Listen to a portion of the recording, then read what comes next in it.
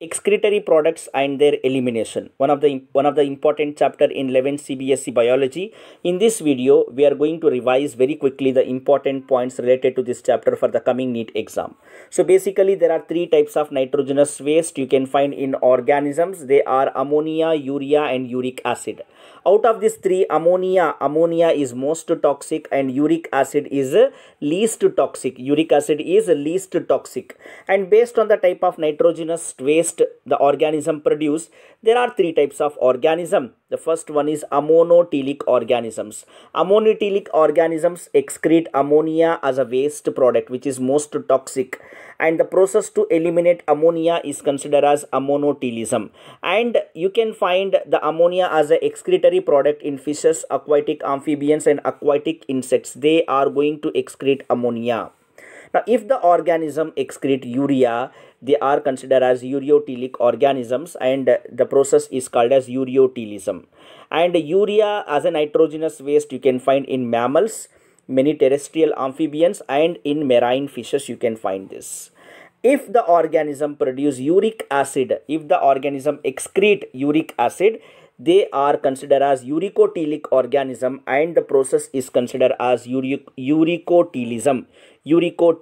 And remember, uric acid is the least toxic nitrogenous waste. Uric acid is the least toxic nitrogenous waste, and you can find this uric acid as the excretory nitrogenous waste product in reptiles, birds, land snails and in insects.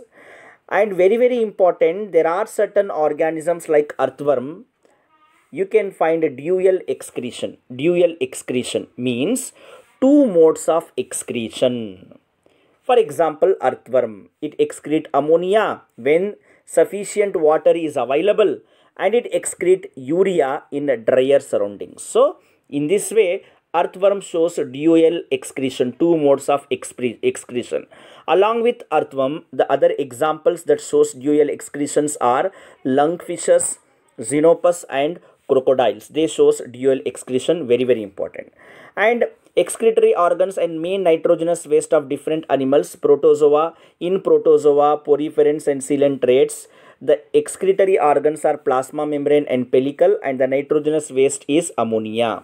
In ctenophores, anal pores are the excretory organs and ammonia is a nitrogenous waste. In platyhelminthes, protonephridia with flame cells act as excretory organs and ammonia is a nitrogenous waste.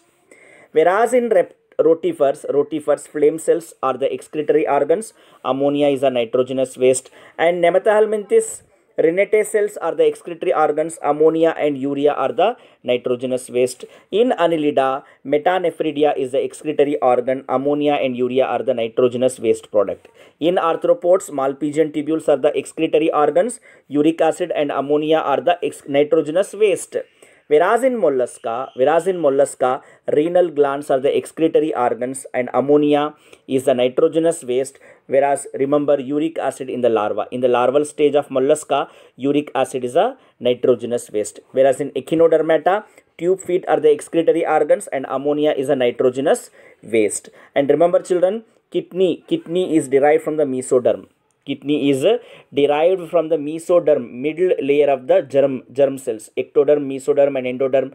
In that from the mesoderm, the kidneys are going to derive. And remember, right kidney is lower and smaller than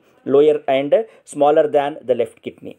Okay, right kidney is lower and smaller than the left kidney because liver takes up much space of the right side. Liver takes up much space of the right side. And remember, inside the kidney the ureter is expanded. The ureter is expanded as a funnel shaped cavity called pelvis. Ureter is expanded into a funnel shaped cavity called pelvis. And the cortex, you know very well, a kidney has the outer cortex and inner medulla. The cortex spread between medullary pyramid as renal columns, that is called as columns of Bertini. Columns of Bertini means the cortex spreads in between medullary pyramids as renal columns are called as columns of Bertini. And remember, inner visceral wall of Bowman's capsule in the nephron, inner visceral wall of the Bowman capsule is composed of special type of flattened cells called podocytes. Podocytes are the cells present in the inner wall of the Bowman's capsule. And remember, per minute per minute, kidney is going to filter around 1100 to 1200 ml of blood per minute is going to be purified. And as I said, podocyte present in the epithelial as a epithelial cells of Bowman's capsule in the inner wall, they arrange in such a way that they are going to create some minute space. They are called as slit pores or filtration slits through which the blood is going to filtered. And remember, in humans the kidney length is 10 to 12 centimeter, width is 5 to 7 centimeter, thickness is 2 to 3 centimeter. And the functional unit of kidney, very easy, you can remember easily, nephron.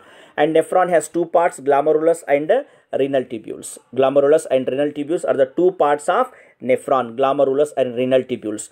When glomerulus plus Bowman's capsule, glomerulus and Bowman's capsules together called as Malpighian body are renal corpuscles. And remember, in DCT, distal convoluted tubules of many nephrons opens into collecting duct. Many nephrons DCT opens into collecting duct.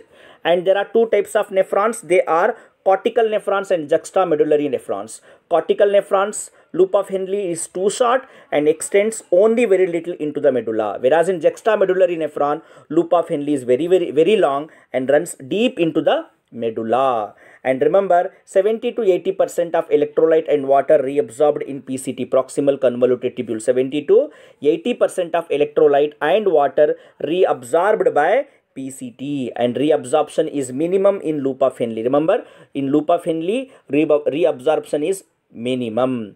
And conditional, remember, conditional reabsorption of sodium ion and water.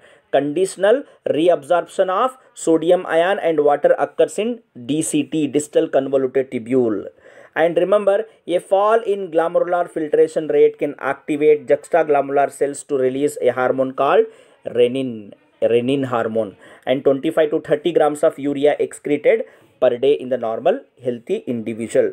And remember, if there is a presence of glucose in the urine, that condition, clinical condition, is called as glycosuria. If ketone bodies are present in the urine, it is considered as ketonuria. If you can find urea, if there is an accumulation of urea in the blood, it is called as uremia. So these are important points related to this chapter. Please do revision and make perfect.